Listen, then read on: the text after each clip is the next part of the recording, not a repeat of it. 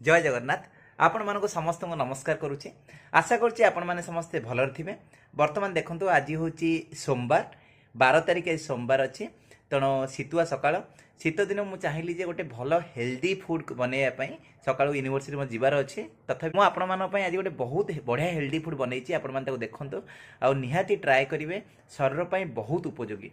आपण मान देखंतु एठी मु आपणकर रखिछि। एटा होछि कोन ना, एटा आपणकर जोटा हमर रागी बेली कुहा जाए, हिंदी रे रागी बेली कुहा जाए, आम ओडिया रे होछि मांडिया बा आम ताको मिलेट्स बेली भी कहूचे। मांडिया को आपण माने देखंतु केते सुंदर ए मांडिया हेछि।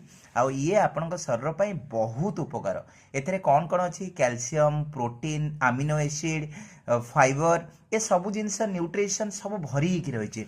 आ ये आपणकर मांडिया बेसिकली आपण मानकर जो मानकर गैस्ट्रोएंट्रोलॉजी प्रॉब्लम थाए, पेट जनित प्रॉब्लम थाए, ए सब जिंस को भल करे, पेट ठंडा रखे, बोन डेंसिटी बढ़ाए, आंठू गंठी जो प्रॉब्लम जो थाए से मान को भल कराए, डायबिटीज, कॉन्स्टिपिकेशन, आपणकर जदि अर्श थाए से जिनस को भल करे।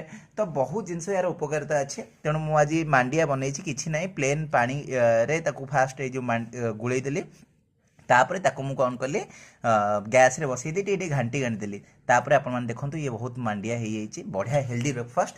ता सहित आपण को गोटे जिनस देखौछि, एटा मु आज होममेड निजे हाथ रे तैयारी करछि। दिल्ली रे वर्तमान सिली नाही, तो मु निजे निजे बनैछि। एटा होछि उत्तर प्रदेश रे आपण को विभिन्न प्रकार जेहेतु एग्रीकल्चरल एठी भलो एग्रीकल्चर हुए, तेणु एठी साग बहुत मिले। एठी एटा पालंग साग सहित मु कोन पकेछि आपण माने देखिबे। एटा एठी एटा बहुत कम पैसा रे मिले, जोटा ब्रोकोली बोली कुहा जाए, जोटा आपण शरीर पई बहुत भलो।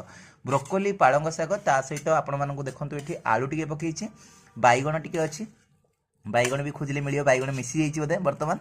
आपण मान देखन ता सहित ग्रीन मटर पड़िछि, ता सहित आपणकर टिके क्रिस्पी लागिबा पई मु कोन करछि, बादाम पकई देछि, भजा बादाम जोड़ा थिला बादाम पकई देछि।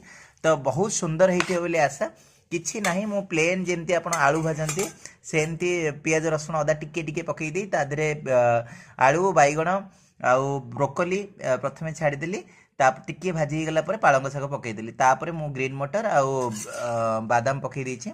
आशा करछि आपण माने एमती हेल्दी डिश करिवे। आ एई जो पालंग शागर बेनिफिट्स बहुत अछि, आपण माने जानिया को चाहिए पालंग शागर बेनिफिट्स आ ब्रोकोली बेनिफिट्स तार बहुत अच्छी, शरीर पई बहुत उपादेय, आपण चर्म को सतेज रखे। आ पालंग शाग पेट पई बहुत भलो। जो माने हमर ओडिसा रे टिके खाइबार तरीका टिके डिफरेंट थाए, स्टाइल टा टिके डिफरेंट थाए। आमे बेसी मसला मसली खाऊ, नॉनवेज खाऊ। तेणु आपण माने निहाती एटा ट्राई करिवे आ निहाती मते कहिवे। आपणकर दिन शुभमय हो। जय जगन्नाथ।